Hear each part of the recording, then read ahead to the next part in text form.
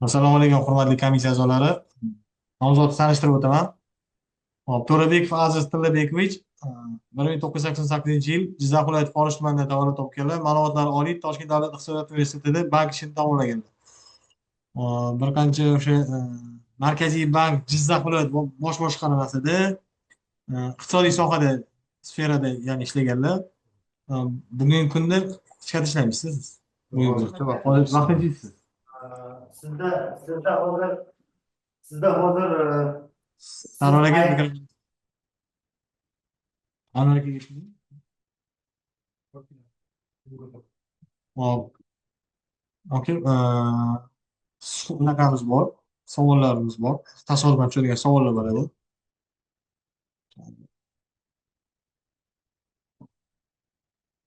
Savolni o'zingiz hal o'qiysiz, javob berib ketaverasiz. xodimlar o'rtasida nizo keltirib chiqarsa yoki jamoani bo'lib tashlasa nima bo'ladi? Ushbu xodim javobi ushbu xodimga qonunlarda belgilangan tartibda choralar ko'riladi.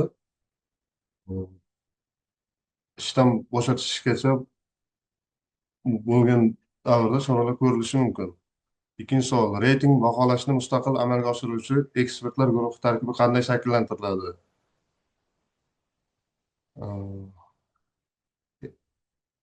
Ekspertlar guruhi biron bir ishxona bo'ladigan bo'lsa, shu ishxonada turli sohalardan ajratib tanlab olinadi va rahbari boshliq yoki boshliq o'rinbosarlari bo'lishi mumkin. Uchinchi savol. Tashkilotga ishga qabul qilinayotgan nomzodlarni tekshirish qachon va necha kun muddatda amalga oshiriladi?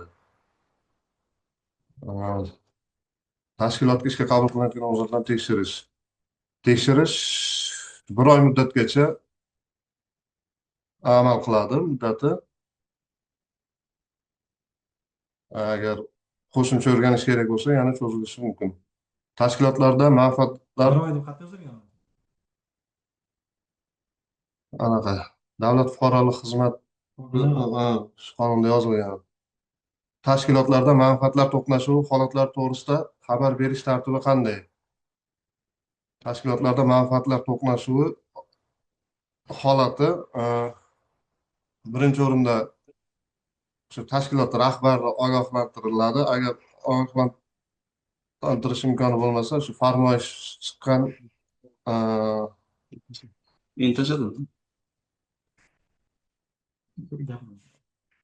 farmoyish rahbari ogohlantiriladi. Farmoyishda masalan ishchi guruh a'zosi, masalan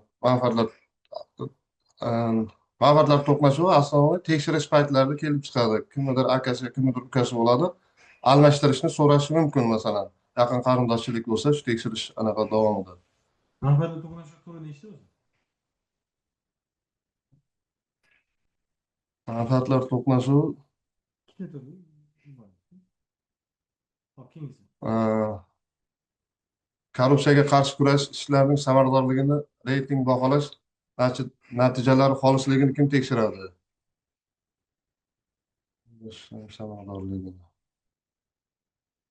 Shu reyting baholashda korrupsiyaga qarshi kurashish bo'limlari yoki undan yuqori turuvchi tashkilotlar tekshirishi mumkin. Marhamat, savollar bersak bo'ladi. Iskandar aka. Ziyodan aka, boshlovchilikman, Ziyodan Abdullaevich.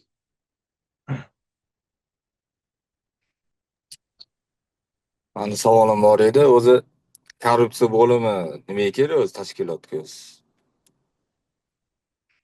Katta organizatsiya bo'lsa, masalan, tashkilotda o'ziga alohida bo'lim ochish nimaga kerak? Korrupsiya bo'limi kerakligi korrupsion holatlar yo manfaatlar to'qnashuvini erta aniqlash va oldini olish uchun kerak bo'ladi deb hisoblayman.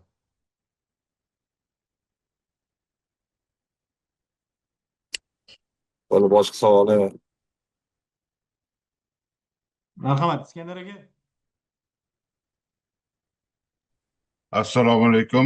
Ruxsat bersanglar, bitta savolim bor. Madaniy meros obyektlari deganda nimani tushunasiz va ularni ijaraga berish tartibi qanaqa? Mumkinmi, mumkin emasmi?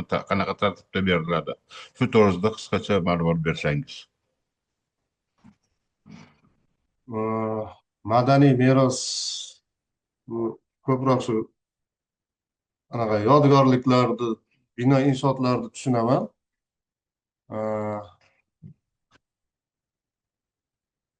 Ularni ijaraga berish menimcha mumkin emas deb hisoblayman. Shu. Kechirasiz, biz sizni fikringizni emas, biz qonunchilikni so'rayapmiz.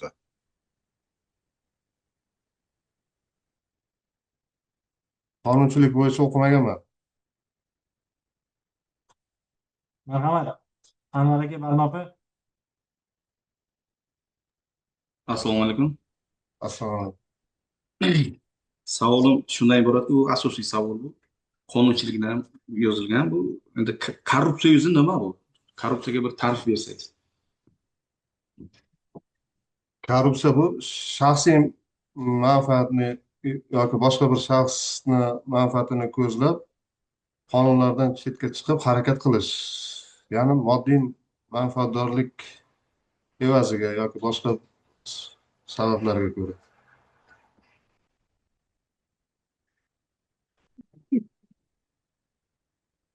O'zi korrupsiya o'sha asosiy prinsiplarini bilasizmi? Men hozir sanab o'tolmayman. O'qiganman, sanab o'tolmayman. Boshqa savol yo'q. Barnopa, marhamat. Assalomu alaykum. Assalomu alaykum. Keldingizmi, charchabyapsizmi? Assalomu Aka, korrupsiyaga qarshi kurashishni samaradorligi reyting baholash qaysi normativ hujjat asosida amalga oshiriladi? Hozir shu ani ekspert komissiyalari o'shalar bo'yicha hozir savol-javob bo'ldi-ku, ana 5 tada. Shu qaysi hujjat bilan tasdiqlangan? Hujjatnomani bilmayman. Nechang? Xo'p, bo'lmasa reyting baholash, mana antikur bilasiz, har yili har bitta anaqa tashkilot e'lon qilinadi. Korrupsiyaga qarshi kurashish bo'yicha samaradorligi bo'yicha olib borgan faoliyat baholanadi. Shu reyting baholash qanday yo'nalishlar va mezonlarda indikator ko'rsatkichlari bo'yicha amalga oshiriladi? Komissiya tuzishi bo'yi o'qidingiz, savol tushdi sizga. Shu imенно shu prezident qarori bilan tasdiqlangan, shu siz aytayotgan shu ani aytib o'tdingiz-ku tepada ekspert komissiya tuziladi. Shu ekspert komissiya xuddi shu mezonlarni baholaydi. Shularning yo'nalishini menga aytib bera olasizmi? Nechta yo'nalishi bor? Qancha yo'nalishini sonini ayting. 5 ta. 5 ta. Shu 5 ta yo'nalishi qaysi prezident qarori bilan tasdiqladi? Korrupsiyaga qarshi kurashish bo'yicha ishlarning samaradorligi reyting baholash tizimini joriy etish chora-tadbirlari to'g'risida prezident qarori bor.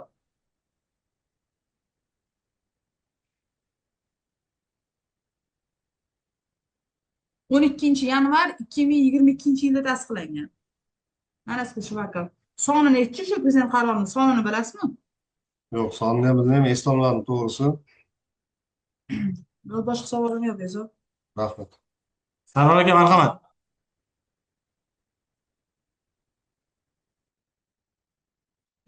Mikrofon, Sarvar aka.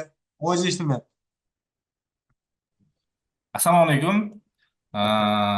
Savolim shundan iboratki, davlat xizmatchisi o'zi sovg'a, salom, shunaqa narsalar olishi mumkinmi, yo'qmi hozirgi kunda? Davlat xizmatchilariga olish mumkin emas. Tug'ilgan kun yoki bayramlarda umumiy kollektiv nomidan berilsa mumkin. O'shanda ham qanchadir summadan o'tib ketmasligi kerak. Beriladigan sovg'a miqdori, например, 1 millionmi deb eslolmayman. U bank tizimida ham bor. Masalan, shunaqa summadan o'tmasligi kerak. Bo'ldi. Tushunarli. Savolim yo'q meni. Rahmat. Rahmat. Bizga nisbatan e'tirozingiz Yo'q, yo'q? e'tiroz. Keyin hozir ochasiz. Rahmat.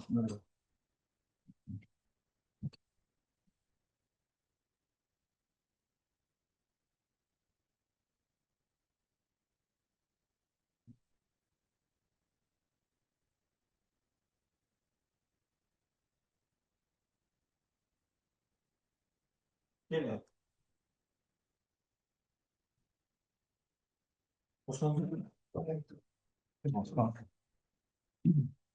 Nomzod tanishtirib o'tamiz.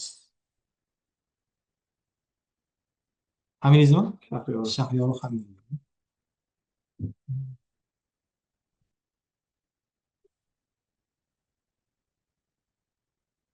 Hurmatli tanlov komissiyasi a'zolari, nomzod tanishtirib o'tamiz.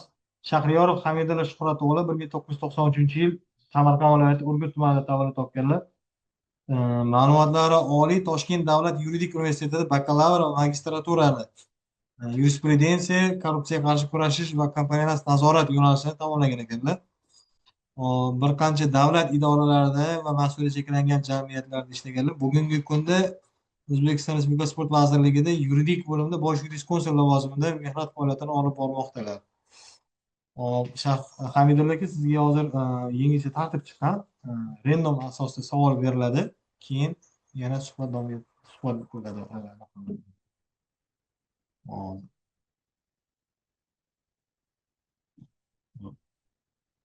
Marhamat, savolni bitta o'qiysiz, sirasi ketadan javob berasiz. Ichki nazorat tuzilmalari o'z zimmasiga yuklatilgan vazifalar va funksiyalarni bajarish uchun huquqlari hamda majburiyatlari qaysi hujjatda belgilangan va ular nimalardan iborat? O'zbekiston Respublikasi Adliya vazirligidan davlat ro'yxatidan o'tkazilgan 33-19 sonli idoraviy normativ hujjat, ya'ni korrupsiyaga qarshi ichki nazorat tuzilmalarining faoliyati to'g'risidagi namunaviy nizom tasdiqlangan. Bundan tashqari barcha davlat organlari va tashkilotlarida ushbu namunaviy nizomdan kelib chiqqan holda ichki nazorat tuzilmalarining huquqlari, majburiyatlari belgilab berilgan. Unga ko'ra ichki nazorat tuzilmalari tashkilotlarda korrupsiyaga qarshi kurash faoliyatini takomillashtirish, bundan tashqari huquqbuzarliklar profilaktikasi va ularni oldini olish, korrupsiyaga qarshi kurashuvchi organlar bilan hamkorlikni yo'lga qo'yish va korrupsiyaga qarshi kurashishning samarali tizimini yo'lga qo'yish ularning asosiy vazifalaridan hisoblanadi. Madaniy meros agentligi tomonidan qanday ruxsatnomalar beriladi? Madaniy meros agentligi tomonidan bu madaniy meros obyektlarida ishlarni olib borish bo'yicha ruxsatnoma, undan tashqari arxeologik qazishmalar olib borish bo'yicha ruxsatnoma, keyin ijaraga berish bo'yicha ruxsatnoma va madaniy meros boyliklarini O'zbekiston Respublikasidan olib chiqish yoki O'zbekiston Respublikasiga olib kirish bo'yicha shu ruxsatnomalar berish bo'yicha vakolatli organ hisoblanadi. Ichki nazorat tuzilmasi xodimlari normativ huquq hujjatlar va ularning loyihalarini korrupsiyaga qarshi ekspertizadan o'tkazadi. Bu O'zbekiston Respublikasi Prezidentining 2025-yil 24-aprelda belgilangan 147-sonli Prezident qarorida belgilangan. Unga ko'ra ichki nazorat tuzilmalari xodimlari faqatgina idoraviy normativ huquqiy hujjatlarni korrupsiyaga qarshi ekspertizadan o'tkazadi. Normativ huquqiy hujjatlarni esa bu normativ huquqiy hujjatlar to'g'risidagi qonunda, shuningdek normativ huquqiy hujjatlarni korrupsiyaga qarshi kurashish bo'yicha ekspertizadan o'tkazish to'g'risidagi qonunda ham bunga asosan normativ huquqiy hujjatlar yuridik xizmat tomonidan o'tkaziladi. Madaniy meros agentligi o'zining faoliyati davomida qaysi davlat tashkiloti bilan hamkorlikda ish olib boradi? Bu O'zbekiston Respublikasi Prezidentining 51-sonli Prezident qarorida belgilangan. Unga ko'ra madaniy meros, madaniyat va san'atni rivojlantirish jamg'armasi tomonidan jamg'armasi bilan hamkorlikda amalga oshiriladi. U hozirgi kunda O'zbekiston Respublikasi Prezident administratsiyasi o'tkazilgan. Sal adashdingiz, 51-da emas, 649-sonli qarorda yozilgan, lekin to'g'ri, tashkilot bor. Keyingisi. Tashkilotlarda manfaatlar to'qnashuvini deklaratsiya qilish tartibi qanday? Bu bevosita O'zbekiston Respublikasi manfaatlar to'qnashuvi to'g'risidagi qonunda, undan tashqari barcha davlat organlari va tashkilotlarida manfaatlar to'qnashuvini boshqarish to'g'risidagi nizom qabul qilingan. Unda deklaratsiya qilish tartibi belgilangan. Unga ko'ra har yili 1 fevralga qadar barcha xodimlardan shu ehtimoliy manfaatlar to'qnashuvi to'g'risidagi deklaratsiyalar qabul qilinib, ular tahlil qilinadi. Undan tashqari, yangi lavozimga qabul qilinayotgan nomzodlardan va boshqa lavozimga o'tkazilayotgan nomzodlardan ham, xodimlardan ham bevosita manfaatlar to'qnashuvi to'g'risidagi deklaratsiyalar qabul qilinadi va ular tahlil amalga oshirib boriladi. Bundan ko'zlangan asosiy maqsad shu xodim qabul qilinayotgan yoki tayinlanayotgan lavozimda manfaatlar to'qnashuvi mavjud yoki mavjud emasligi holatlarini aniqlash maqsadida o'tkaziladi. Marhamat, Ziyoddin aka.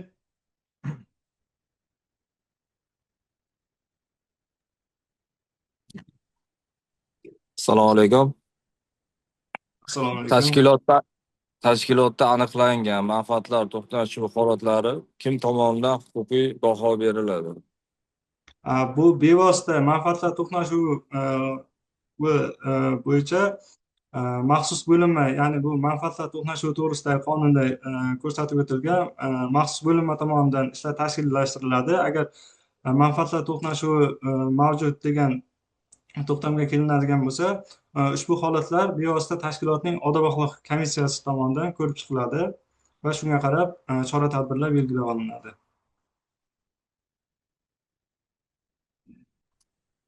Hop, ikkinchi savol, korrupsiya bo'limi nimaga kerak tashkilotga? Korrupsiya bo'limi endi bu bevosita buni kelib chiqishi haqida to'xtaladigan bo'lsak, dastlab bu 1906-yilda Germaniyada tashkil topgan. Ya'ni bunda compliance nazorat tarzida joriy qilingan. Buning asosiy maqsadi bu belgilangan tartib va qoidalarga bir xil bajarilishi va amalga oshirilishini nazorat qilish. Ya'ni bunda Uzr, gapingizni bo'ldim. Uzoqdan olib ketish shart emas, просто nimaga kerak? Qisqartirib aniq ko'raylik. Bu korrupsiyaga qarshi kurash bo'limlari asosan korrupsiya holatlarini barvaqt aniqlash, ularni oldini olish, ularni sabab va shart-sharoitlarni bartaraf qilish, undan tashqari manfaatlar to'qnashuvini holatlariga bartaraf qilish maqsadida korrupsiyaga qarshi kurash ichki nazorat tuzilmalari joriy qilinishi kerak. Rahmat, boshqa savolim yo'q. Hamidullo aka, assalomu alaykum. Assalomu alaykum. Sizga savolim quyidagicha. Madaniy meros obyekti milliy ro'yxatga qay tartibda kiritiladi, kim tomonidan kiritiladi? Ikkinchi savol, madaniy meros obyektini milliy ro'yxatdan qanaqa qilib chiqariladi? Qay tartibda? Uchinchi savol, madaniy meros obyekti milliy ro'yxatga kiritilgan bo'lsa, uni xususiylashtirib bo'ladimi, yo'qmi? Uni ijaraga berib bo'ladimi, yo'qmi? Uchinchisidan boshlasam bo'ladimi? Bemalol. Madaniy meros obyektlari bu bevosita investitsiya va obodonlashtirish zimmasiga yuklagan holda davlat xususiy shartlari asosida ijaraga berilishi mumkin. Bu bo'yicha 2024-yil mart oyida 53-sonli qaror qabul qilingan. Unga asosan 3 tomonlama shartnoma tuziladi. Ijaraga beruvchi, ijaraga oluvchi va balansda saqlovchi. Ijaraga beruvchi bunda bevosita davlat obyektlarni ijaraga berish bo'yicha markaz yoki uning hududiy boshqarmalari tomonidan, ijaraga oluvchi bevosita bu talabgor, balansda saqlovchi esa madaniy meros agentligi yoki uning hududiy boshqarmalari hisoblanadi. Endi bevosita uni ro'yxatga olish haqida to'xtaladigan bo'lsak, 649-sonli Vazirlar Mahkamasining qarorida agentlik va uning hududiy boshqarmalari asosiy vazifalaridan biri sifatida belgilangan. Ya'ni madaniy meros obyektlarini aniqlash, ularni hisobini, reyestri va davlat katalogini yuritish agentlikka yuklatilgan. Ularni qay tartibda nima qilishi hozircha ichiga kira olmaganim uchun bilmadim.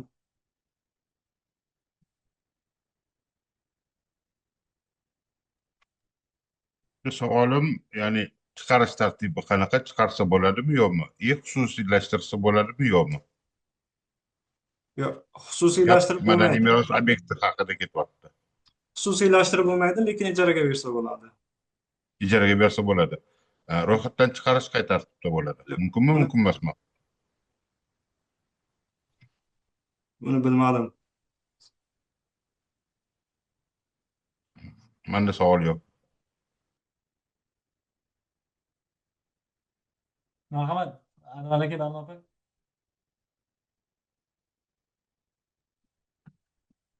Anvar aka, berasizmi, savol beraveraymi? Beravering. Beraveraymi? Assalomu alaykum. Assalomu alaykum. Qarang, korrupsiyaga qarshi kurash ishlari samaradorligida reyting baholash qaysi normativ huquqiy hujjat asosida amalga oshiriladi?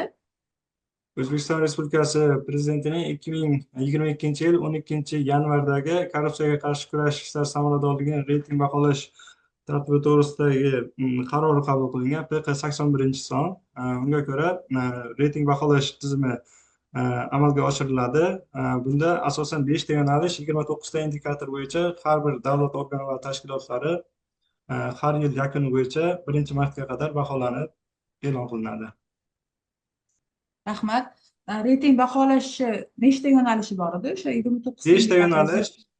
Birinchi yo'nalishda bu bevosita davlat organlari va tashkilotlarida mexanizm va huquqiy bazaning yaratilganligi bo'yicha baholanadi. Ikkinchisi bu bevosita davlat organlari va tashkilotlarida korrupsiya xavf-xatarlarining baholanganligi va tegishli chora-tadbirlarning amalga oshirilganligi yo'nalishi bo'yicha baholanadi. Uchinchisida bu bevosita davlat organlari va tashkilotlarining rahbarining korrupsiyaga qarshi kurash bo'yicha irodasi yo'nalishida baholanadi. To'rtinchisi bu bevosita xodimlarning o'qitilganligi, korrupsiyaga qarshi kurash bo'yicha malakasini oshirilganligi yo'nalishida baholanadi va oxirgisi korrupsiyaga qarshi kurash bo'yicha targ'ibot va tashviqot ishlarining amalga oshirilganligi yo'nalishi bo'yicha baholanadi. Birinchi yo'nalish bo'yicha maksimal 35 ball, ikkinchi yo'nalish bo'yicha 30 ball, uchinchi yo'nalish bo'yicha 15 ball, to'rtinchi yo'nalish bo'yicha 10 ball va oxirgi yo'nalish bo'yicha 5 ball miqdorda maksimal baholanadi. Qarang, shu anaqa faoliyat samaradorligi qanaqa toifalarda baho ajratiladi? Baholanganda. Yaxshi, qoniqarli va qoniqarsiz tartibda. Bunda yaxshi deb topilgan davlat organlari va tashkilotlarining tajribasi boshqa vazirlik, idoralar faoliyatiga tavsiya sifatida tatbiq qilinadi. Ikkinchisi, qoniqarli deb topilgan davlat organlari va tashkilotlariga faoliyatini yanada yaxshilash bo'yicha korrupsiyaga qarshi kurash agentligi tomonidan tavsiyaviy ko'rsatmalar yuboriladi va uchinchisi, qoniqarsiz deb topilgan davlat organlari va tashkilotlariga bevosita har yili 1-martga qadar qo'shma chora-tadbirlar ishlab chiqiladi. Agar ketma-ket 2 yil davomida qoniqarsiz deb topilgan bo'lsa, taqdimnomalar chiqariladi ushbu tashkilotlarga. Korrupsiyaga qarshi kurash agentligi tomonidan. Yana bitta savolim bor edi. Manfaatlar to'qnashuvi nechta turlari mavjud? Bilasizmi? Manfaatlar to'qnashuvi bu bevosita manfaatlar to'qnashuvi to'g'risidagi qonunda uning turlari belgilab qo'yilgan. Ya'ni unga ko'ra mavjud manfaatlar to'qnashuvi va ehtimoliy manfaatlar to'qnashuviga ajratiladi. Yetadi shu. Yetadi. Bo'ldi, rahmat. Bekzod, men boshqa savolim yo'q. Marhamat. Keyingi odam. Anvar aka. Assalomu alaykum. Assalomu alaykum. Savolim shundan iboratki, o'zi korrupsiyaga qarshi kurash to'g'risidagi qonuni qachon qabul qilingan?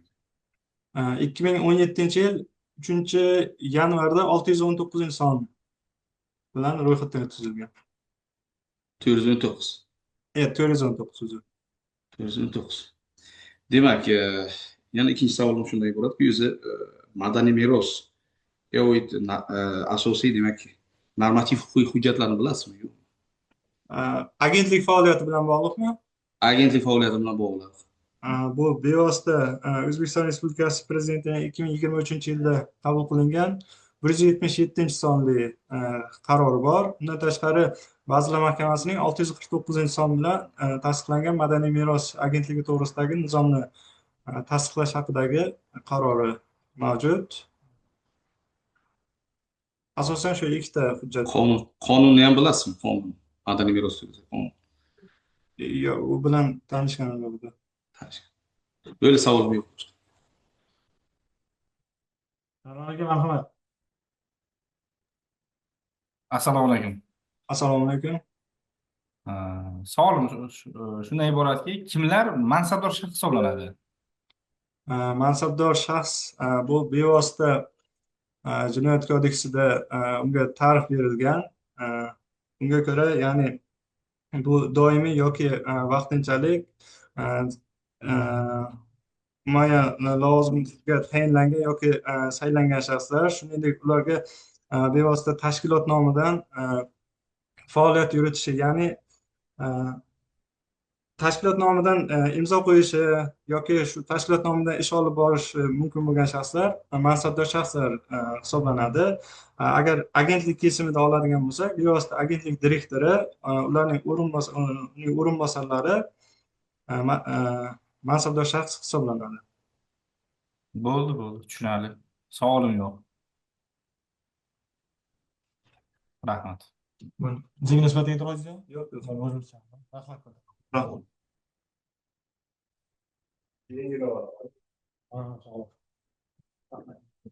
Hurmatli komissiya a'zolari, hozir Zoom'imiz 40 minutga ochilgan edi. Beskонечный Zoom'imiz kengash ishlatyapti, ilmiy ekspert kengashi. Hozir buni yopamizda boshqa tasvirga tashlab beraman. O'shanga kirasizlar, mayli? Bo'lmasa tugab qoladi suhbat bo'layotgan paytda. Hozir buni tugatib, boshqa sirka tashlab beraman. Rahmat.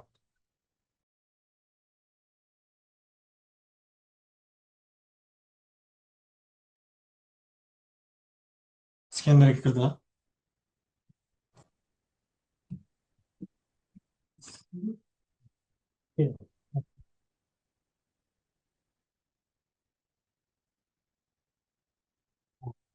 Davom etamiz. Familiyas? Abdulla Oshxo'rov.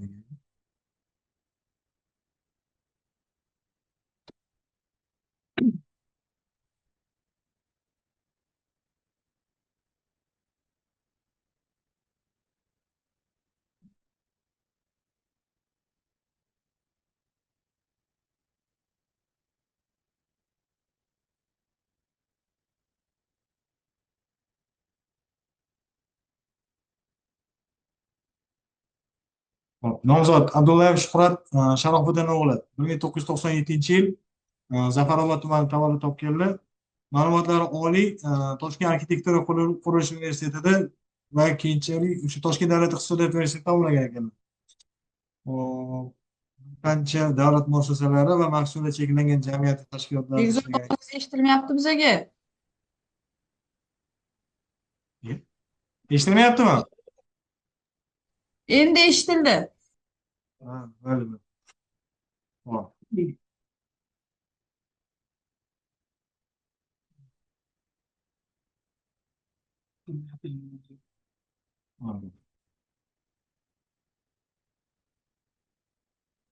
Savolni ovoz chiqarib o'qiysiz. Eshitilyaptimi? Ha, endi eshitilyapti. Savol ovoz chiqarib o'qiysiz, keyin javobga keltirasiz. Ovoz chiqarib o'qing. Ma'lumotlarning haqqoniyligini zamonaviy axborot kommunikatsiyalari vositalari orqali masofaviy o'rganish va o'rganish jarayonida to'g'ri yoki soxta ma'lumotlar kiritilganligini aniqlangan taqdirda qanday chora ko'riladi? Xo'p, ma'lumotlar haqqoniyligini zamonaviy axborot texnologiyalari kommunikatsiyalari vositalari orqali aniqlanganda ichki nazorat bo'limi rahbari va direktorga ma'lumot beradi. Bu haqida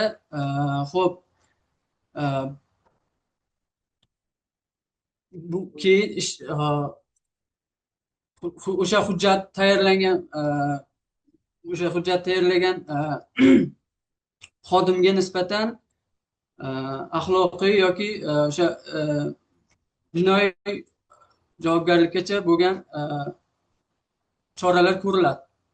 Xo'p, ikkinchi savol. Ichki nazorat tuzilmalari korrupsiyaga qarshi kurashish bo'yicha faoliyatni amalga oshiruvchi hamda unda ishtirok etuvchi boshqa davlat organlari tashkilotlari bilan hamkorlikni olib borish sohada qanday funksiyalarni amalga oshiradi? Ichki nazorat tuzilmalari korrupsiyaga qarshi kurash bo'yicha ichki ishlar bilan va prokuratura organlari bilan birgalikda hamkorlik olib boradi. Bunday bu sohada xo'p, ular bilan ko'p ma'lumot almashuvi va shu nima bo'yicha har yili bir marotaba korrupsiyani oldini olish bo'yicha bir marotaba xo'p tekshiruv o'tkazadi. Kamida bir marotaba. Xo'p, 3-savol. ISO 3701 2016 xalqaro standartiga muvofiq sertifikatlash nima va uning talablari nimalardan iborat? Xo'p, xalqaro ISO 3701 2016 standarti bu korrupsiyaga qarshi kurash bo'yicha xalqaro международный standartlashtirish standart bo'lib, bu sertifikat hamma davlat organlari va korrupsiyaga qarshi ichki nazorat bo'limlari uchun kerak. Bu xo'p, talablari korrupsiya eng minimal darajada pastlagan, korrupsiya koeffitsiyenti eng minimal darajada pastlagan. Xo'p, xodimlar o'rtasida manfaatlar to'qnashuvi bo'lmasligi zarur. Xo'p, qarindoshchilik nimalari bo'lmasligi zarur buning uchun. Xo'p, bu sertifikat o'sha tashkilotni obro'sini oshiradi. Yetarli aka, keyingi savolga o'tiring. 4-savol. Xodimlar o'rtasida nizo keltirib chiqarsa yoki jamoani bo'lib tashlasa nima bo'ladi? Xo'p, bu bo'yicha tashkilotni nizomi bo'yicha jazoga tortiladi. Jazoga tortiladi. Hayfsan berilishi va ishdan bo'shatish darajasigacha borishi mumkin. 5-savol. Tashkilotga ishga qabul qilinayotgan nomzodni tekshirish qachon va necha kun muddatda amalga oshiriladi? Tekshirish 10 kun muddatda amalga oshiriladi. Bu bo'yicha sudlanmaganlik haqida va biografiyasi haqida ma'lumotlar to'planadi. Yetarli. Marhamat. Ziyoddin aka. Ularda odam bor shekilli. Marhamat, Iskandar aka. Jo'zatinglardan men savol beraman. Birinchi savolim arxeologik obyekt milliy ro'yxatga qay tartibda kiritiladi va kim tomonidan milliy ro'yxatga olinadi? Savolim tushunarlimi yo qaytaraymi? Milliy obyektlarni shunday demoqchisiz, madaniy meros obyektlarini ro'yxatga olish nazarda tutyapsizmi? Arxeologik. Arxeologika? Xo'p. Bunda madaniy meros agentligining nizomiga muvofiq bu ro'yxatga kiritiladi. Bunda madaniy meros agentligining rahbari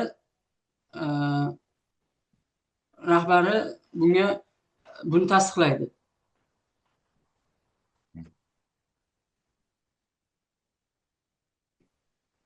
Nima asosida kiritiladi? Xo'p, unga bo'lgan hujjat o'sha arxeologik joyning qandaydir topilma aniqlanganda o'sha madaniy meros agentligining arxeologiya bo'limi borib akt qilinadi. O'sha joydan birorta qadimiy davrga tegishli yoki o'sha eski davrga tegishli biror narsa aniqlansa, biror narsa topilsa, shunga asosan kiritiladi. Tushunarli. 846 qaror Vazirlar Mahkamasiniki, u haqida qanaqa ma'lumotga egasiz, nima deya olasiz? 846 Ha. Xo'p. 846 qarori, Vazirlar Mahkamasining qarorini aytasizmi? Xo'p. Korrupsiyaga qarshi kurash bo'yicha Vazirlar Mahkamasi 846 sonli qarori korrupsiyani oldini olish,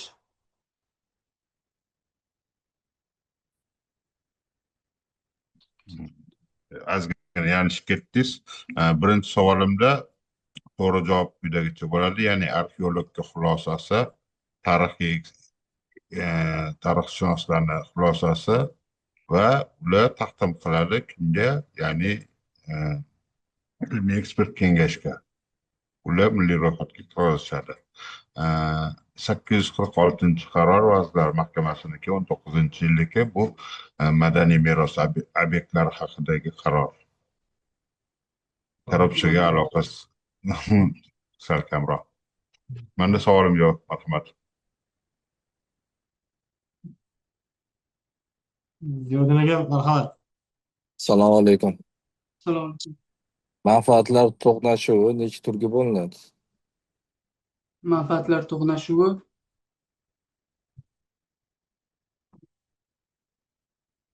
uch turga bo'linadi shekil.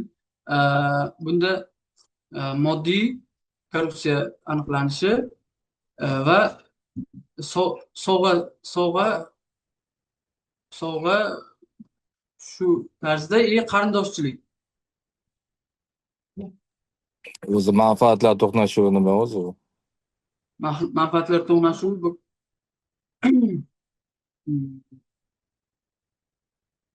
shaxs o'zi manfaati yo'lida korrupsiyaga qo'l urishi.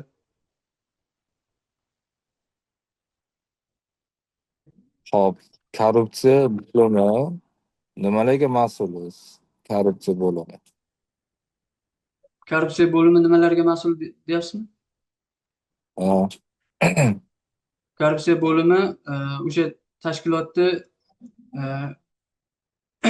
xodimlar o'rtasida korrupsiyaga qarshi kurashib, o'sha korrupsiya darajasini pasaytirish, agar aniqlangan taqdirda unga chora ko'rish, agar jinoiy javobgarlikkacha bo'lgan choralarni ko'rish. Uchta savolimga to'g'ri javob olmadim, to'g'risini aytsam, boshqa savolim yo'q. Marhamat. Barnota, Anvar aka. Assalomu alaykum. Assalomu alaykum. Kechirasiz, korrupsiyaga qarshi kurash ishlarining samaradorligi reyting baholash qaysi normativ huquqiy hujjat asosida amalga oshiriladi? Nechinchi son prezident qarori? Sonini bera olasiz? 419. A? 419 shekil. G'oya adashtirmayapsizmi? 419. Korrupsiyaga qarshi kurashish ishlarining samaradorligini reyting baholash tizimini joriy etish chora-tadbirlari to'g'risidagi prezident qarorini so'rayapman sizdan. Nechinchi sonli dedingiz? Esimda yo'q edi. Chunki siz qaysi bo'limga ariza topshirgansiz aka? Korrupsiya bo'lmaydi. Korrupsiya bizning bo'limimizning asosiy faoliyatida shu prezident qarorini shu qarori asosida bizning ish faoliyatimiz amalga oshiriladi. Korrupsiyaga qarshi kurashish bo'yicha qonun hujjatlari haqida xabarim bor. Hozir reyting baholashni so'rayapman. Mana har yili shu birinchi marta e'lon qilinadi. Tashkilotlarning reyting baholari ko'rgan. Shu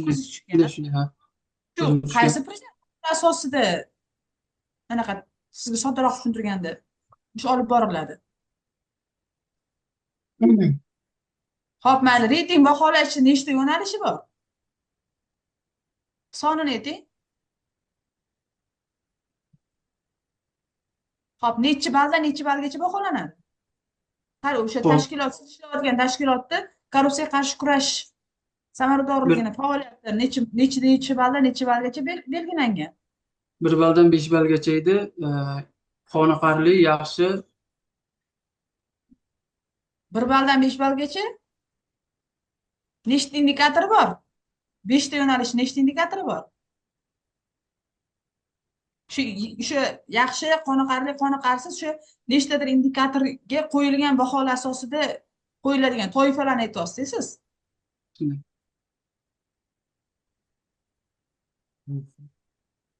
Mayli, boshqa savolim yo'q, Bezod bo'ldi. Boshqalarda savol yo'q manimcha. Yo'q. Bizga nisbatan e'tiroz yo'q. E'tirozim yo'q. Rahmat.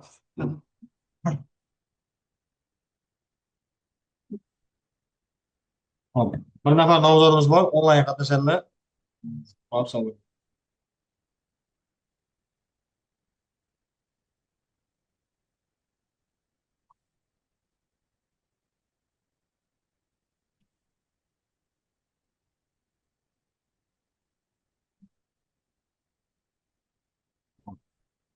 Mirolim aka, sizmi?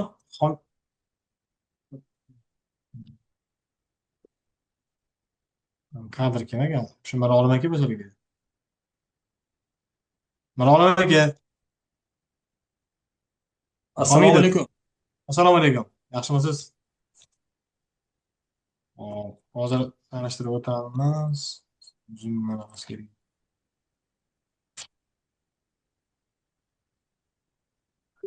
Hurmatli tanlov komissiya a'zolari, nomzod tanishtirib o'tamiz. Homidov Mirolim Hashimjonovich 1987-yil Namangan viloyatida tavallud topganlar. Ma'lumotlari oliy. Namangan muhandislik texnologiya instituti hamda Toshkent davlat yuridik universiteti huzuridagi yuridik kadrlar xalqaro standartlar bo'yicha professional o'qish markazida bitirgan ekanlar. Hop, bugungi kunda hop, bir qancha davlat tashkilotlarida ishlagan ekanlar. Hozirgi kunda Namangan viloyati kambag'allikni qisqartirish va bandlik boshqarmasining korrupsiyaga qarshi kurashish bo'yicha bosh mutaxassis lavozimida mehnat faoliyatlarini olib bormoqdalar. Hop. Bizda hozir savolimiz, random savolimiz bor. Mirolim aka, yangicha tartib bor, xabaringiz bo'lsa kerak. PF95 bo'yicha farmonga asosan sizga tasodifiy savollar chiqadi. Savollarni ovozingizni chiqarib, sразу ketidan javobini aytaverasiz. Tushunarli. Marhamat.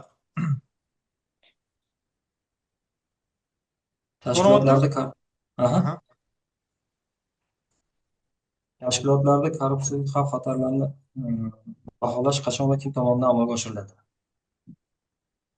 Tashkilotlarda korrupsiyaviy xavf-xatarlarni baholash O'zbekiston Respublikasi Korrupsiyaga qarshi kurash agentligi ichki nazorat bo'limlari tomonidan amalga oshiriladi. Ya'ni O'zbekiston Respublikasi shu prezidentning 81-sonli qaroriga asosan shu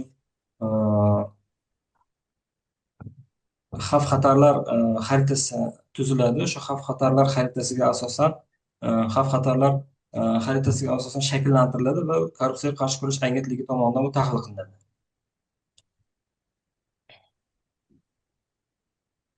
O'qib savol o'qib javobini berib ketavering. Ikkinchi savol, ichki nazorat tuzilmalari faoliyatining natijadorligi nimaga asosan baholanadi? Nazorat kim tomonidan amalga oshiriladi? Ichki nazorat tuzilmalarining faoliyatining natijadorligi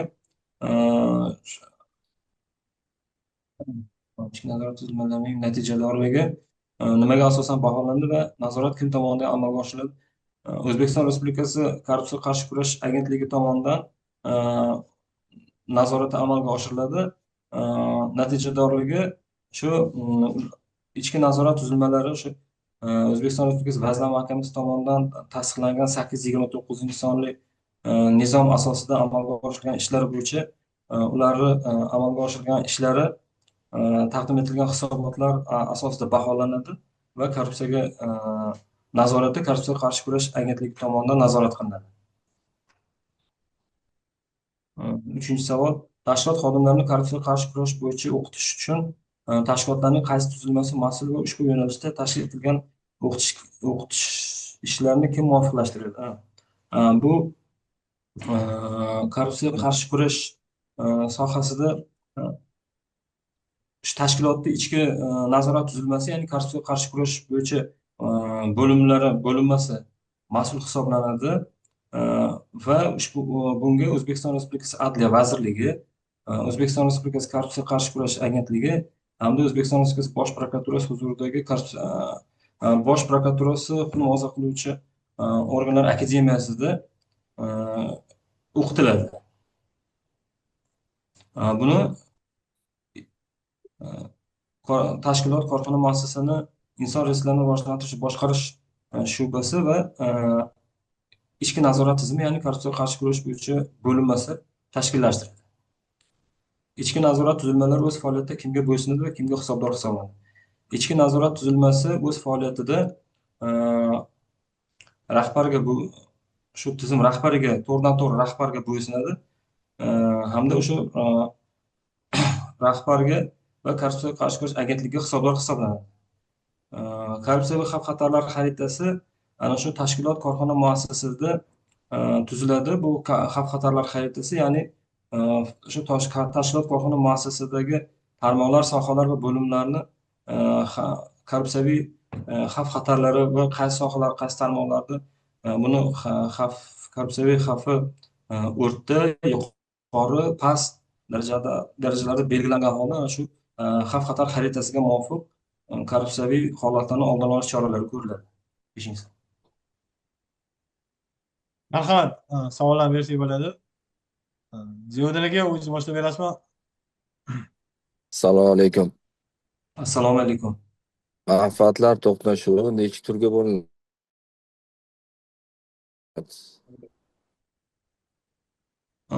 Manfaatlar to'qnashuvi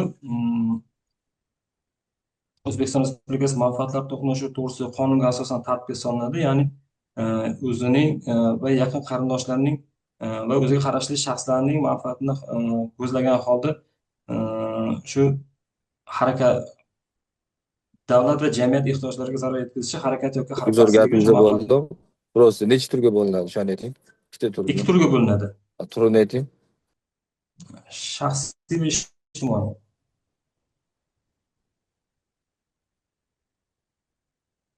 Korrupsiya bo'limi nimalarga mas'ul?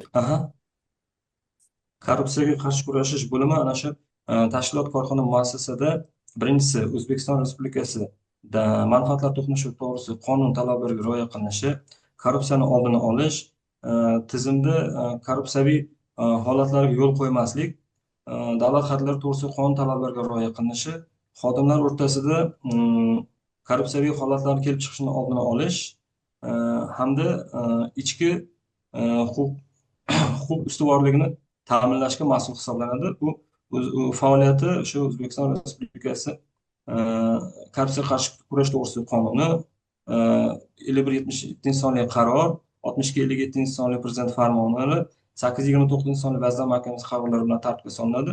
Bu xaridlar jarayoni, masalan, xaridlar jarayoni bo'ladigan bo'lsa, shu xaridlarda davlat xaridlari to'g'risidagi qonun talablariga rioya qilinishi ustidan nazoratda amalga oshiriladi.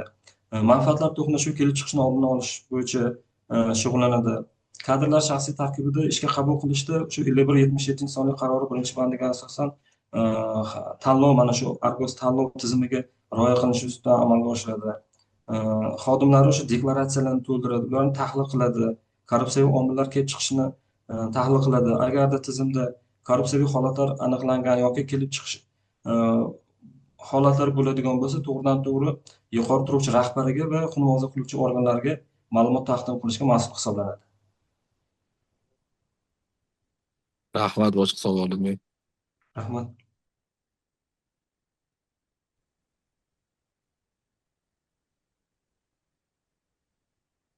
Marhamat, Iskandar aka. Assalomu alaykum, Mirolim aka. Sizga Assalomu ikkita alaykum. savol beraman. Vazirlar Mahkamasining 846-qarori to'g'risida nima deya olasiz? 846. Hatiyami bu narsa izoh bering, Bu chunki hech kim yoddan ha, bilmaydi. ha, izoh bu aynan bizani ma- ishxona o'ziga taalluqli eng katta qaror o'zi, eng ko'p shu bilan shug'ullanamiz, ya'ni madaniy meros obyektlari haqidagi qarorlar. Ular nechaga bo'linadi? Qanaqa turlari bor madaniy meros obyektlarini? Da, bo'ldi. Aha, o'sha madaniy meros obyektlari umuman madaniy meros obyektlarini muhofaza qilish to'g'risidagi O'zbekiston Respublikasi Prezidenti qaroridan keyin o'sha 846 sonli qaror bilan adashmasam shu nizom tasdiqlangan.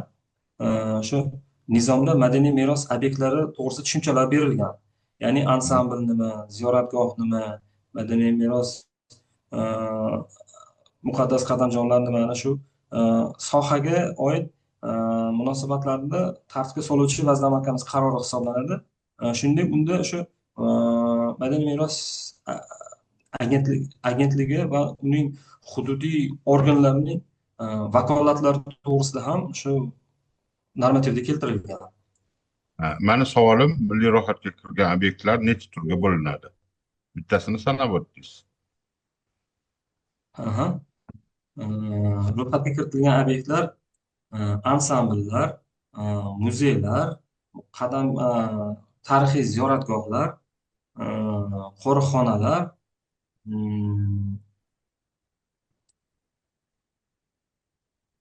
Hozir siz yer ustida deysiz, aytyapsiz. Yer osti deysi ham bormi? yer osti. Bor. Masalan, rasadxonalar.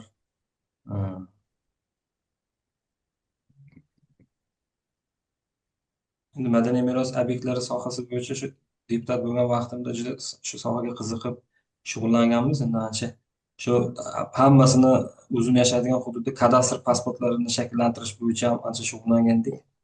O'zingiz qaysi hududda yashaysiz? Namangan Chustdami? Namangan Chustda, ha. Men aytmoqchi bo'lganim, bu arxeologik obyekt edi. Arxeologik, arxeologik. Endi yana bitta savol, bu tepaliklar bo'lardi, tepaliklarni ro'yxatga oldirganmiz, ziyoratgohlar. Bu endi qonunchilikdan so'radim, endi sizni shaxsiy fikringizni so'rayman. Korrupsiya nimaga kerak? Va u bilan qanaqa kurashib bo'ladi? Agar malolkamizni qaytarib olasiz. Korrupsiya nimaga kerak? Korrupsiya bu shu tarixda ham keltirilgan buzish, tahdid qilish degan ma'noni bildiradi. Shu korrupsiya jamiyatda umuman qonun ustuvorligini buzishga qaratilgan harakat hisoblanadi va korrupsiyani oqibatida qonun ustuvorligi buziladi. Ichki fuqarolari qonunchilikka va davlatga bo'lgan ishonchi pasayadi. Korrupsiya ya'ni bu shaxs o'zining yoki o'zga shaxs o'zining manfaatlarini ko'zlab davlat va jamiyat manfaatlariga ziyon yetkazishga qaratilgan harakatsizligi hisoblanadi. Korrupsiyaning natijasida nima bo'lishi mumkin? Endi tashkilotda misol uchun aytaylik korrupsion omillar bo'lsa, masalan maishiy korrupsiya oladigan bo'lsak, maishiy korrupsiya bo'ladigan bo'lsa, qonun ustuvorligi buziladi. Bo'ladi, yaxshi, to'g'ri javob berdingiz. Ya'ni korrupsiya kimga va nimaga kerak deyilganda, o'sha jinoyatchi kimsalarni noqonuniy boylik orttirish uchun kerak. Endi u bilan qanaqa qilib kurashib bo'ladi? Korrupsiyaga mana shu targ'ibot, tashviqot ishlari orqali tuzilmalardagi korrupsiyaga qarshi kurash bo'linmalari tomonidan o'tkazilgan anonim so'rovnomalar orqali, ichki xodimlar o'rtasida o'tkazilgan suhbatlar orqali, aloqa kanallari orqali kelgan murojaatlarni tahlil qilish orqali, shartnomaviy munosabatlarda shu manfaatlar to'qnashuvi, ya'ni afillanganlik darajalarini tahlil qilish orqali va bir necha usullari bor. O'sha yo'nalishlar orqali kurash mumkin korrupsiyaga. Hozirgi kunda ya'ni eng samaradorli usul qaysi biri deb o'ylaysiz? Bu sizni shaxsiy fikringiz. Kitobda yozilganlar bir narsalar emas, u jadval tuzib yoki targ'ibot qilib qo'yib deyishmas. Sizni fikringiz bo'yicha qanaqa?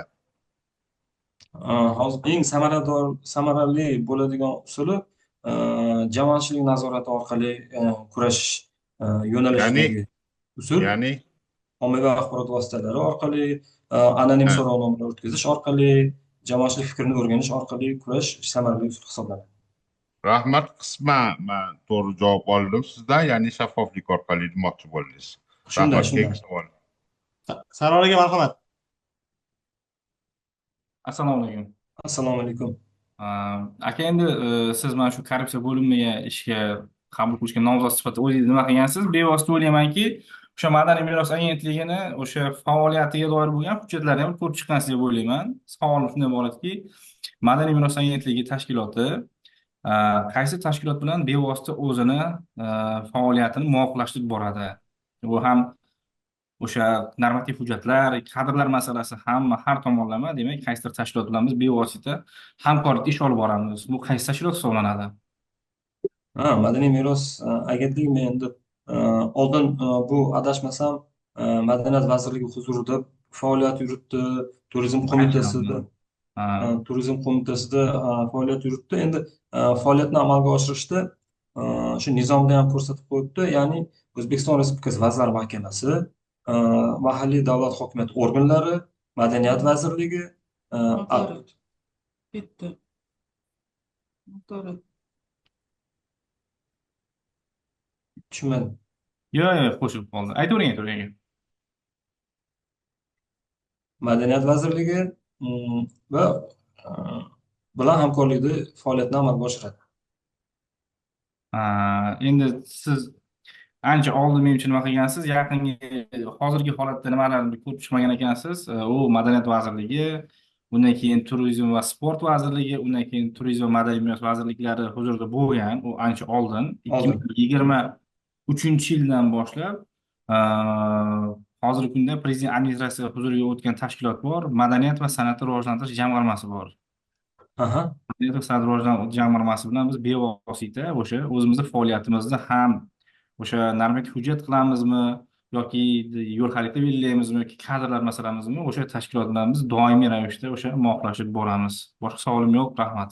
Tushunarli. Xo'p, bo'ladi. Adashmasam ko'rdim, 829 sonli shu Vazirlar Mahkamasi qarorida keltirilibdi. Shu qaror bilan tasdiqlangan nizomda keltirilibdi, to'g'ri. Tushunadi. Marhamat. Anvar aka, Barnopa. Assalomu alaykum. Assalomu alaykum. 8 minut qoldi. Tez savol beraylik, uzun gap qoladi. Hop, uzr. Kechirasiz. 147-sonli PQ 147-sonli qarorda bizani shu mana shu korrupsiyaga qarshi kurash bo'limiga ustuvor vazifalar belgilab o'tilgan. Nechta ustuvor vazifa belgilanganda sizdami? PQ 147 da. PQ 147. Ustuvor vazifalar belgilab o'tilgan. Nechta shu sonini aytsangiz, keyin shu sonini topa olsangiz, keyin shu soni bo'yicha keyin ta'riflab bera olasizmi? Ustuvor vazifalarni.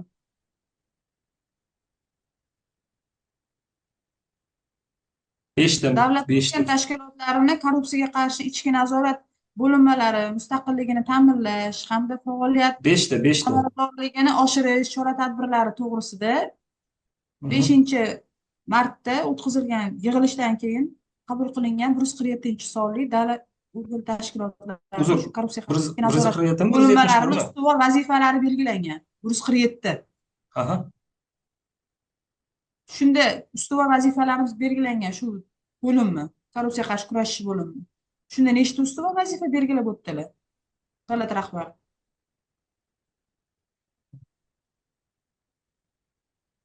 5 dedi. Yo'q, siz anaqa bilan adashtiryapsizmanchi? Faqat 81 bilan adashtiryapsiz. Reyting baholashi 5 ta yo'nalishi bor. Emas, 147 ni ustuvor vazifalarini belgilaganlar shu korrupsiyaga qarshi murosasiz kurash amalga oshirish, halollik vaksinasi. Nechta ustuvor vazifa belgilangandi shunda?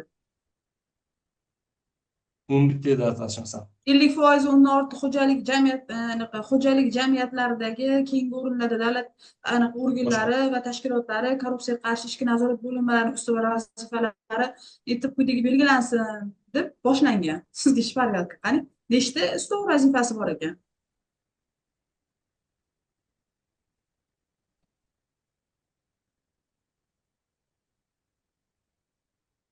Korrupsiyani oldini olish. Hozir. Ustuvor vazifalari. Bu narsani rolik qilib ham ommaviy axborot vositalarida rosa ko'p yoritishdi. 6ta edi adashmasam. 6ta yo'nalish bo'yicha ustuvor vazifalar belgilangan. Mayli, o'zingiz uchun keyin anaqa ochib ko'rib anaqa tanisharsiz o'zingiz. 9 ta yo'nalishi bor edi. To'g'ri. Anaqa ba'zi odam hayajonda sal anaqa qiladi-da. Sizga ma'qul. Ming bor uzr. Hop, yo'q, bemalol aka. Mayli, bo'lmasa menga anaqani aytib o'tingchi, korrupsiyaga qarshi kurash ishlari samaradorligini reyting baholashda yaxshi, qoniqarli, qoniqarsiz deb baholangan davlat tashkilotlari bo'yicha qanday choralar amalga oshiriladi? Shu PQ81 son qachon qabul qilingan? 2021-yil. 22-yil, 12-yanvarda. 12-yanvar 2022-yilda qabul qilingan. 2022-yilda, sal 12-yanvarda. Unda o'sha 5 davlat korxona tashkilot muassasalarini o'sha 5 xil yo'nalish bo'yicha kriteriyalar belgilanadi. Ularni o'sha va ana shu 5 xil kriteriya bo'yicha baholanadi keyin davlat boshqaruv organlarining faoliyati korrupsiyaga qarshi kurash samaradorligi bo'yicha va yaxshi, qoniqarsiz. Yo'q, to'qib ketdi. Yaxshi, qoniqarli, qoniqarsiz. Yaxshi, qoniqarli, qoniqarsiz yo'nalishlar baholanadi. Tashkilotda 2 marta qoniqarsiz deb topsa, bizga qanaqa chora ko'riladi bizga nisbatan? Yoki yordam beriladi? Ana shu korrupsiyaga qarshi kurash agentligi tomonidan ana shu korxona tashkilot muassasasida o'rganish ishlari amalga oshiriladi. Shu kelib chiqish sabablari, omillari tahlil qilinadi. Bizga nisbatan nimadir bildiriladimi yo bizga nisbatan yordam beriladimi? Agentlik tomonidan. Agentlik tomonidan ichki nazorat bo'limi o'sha korrupsiyaga qarshi kurash bo'limi faoliyati ko'rib chiqiladi. Keyin o'zingiz uchun bilib qo'ying, PQ81 ichida bor. Bu bitta tashkilot 2 marta qoniqarsiz deb belgilanganda, o'sha tashkilot rahbariga intizomiy jazo qo'llanadi. Intizomiy qo'llanadi. Taqdimnoma asosida. Bu taqdimnomani o'sha O'zbekiston Respublikasi korrupsiyaga qarshi kurash agentligi kiritadi. Agentlik kiritadi, shu hukumat masalan vazirligi bo'lsin-da, vazirlar mahkamasiga. Shu intizomiy qilish bo'yicha. Yo'q, sal anaqa Bekzod. Rahmat aka. Rahmat. Marhamat, Anvar aka, marhamat. Savol yo'q boshqa. Bo'ldi. Hamma savollar berildi-mi? Menimcha savol qolmadi. Anvar aka, bitta savol bersangiz, shu bilan yakunlab yuborardik-da. Savol berang. Mayli. 2 minut vaqtimiz bor. Shunday savol bering, bo'ldi, 2 minut. Savol shunday iboratki, o'zi korrupsiyaga qarshi kurashning asosiy prinsiplari va korrupsiyaning demak asosiy shakllari haqida gapirib bersangiz.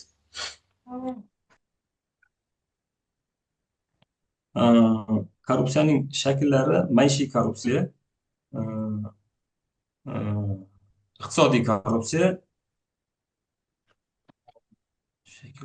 maishiy korrupsiya, iqtisodiy korrupsiya va davlat boshqaruv organlarida sodir etiladigan korrupsiyalar bo'linadi. Hozir bunda eng avj olgan turi bu maishiy korrupsiya va maishiy korrupsiyaga qarshi kurash bo'yicha har bir hududlarda yo'l xaritalari tasdiqlandi.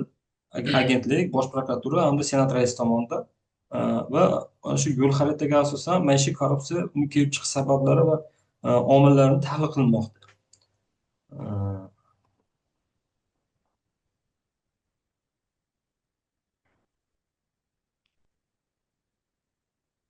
Bo'ldi shekilli Bekzod.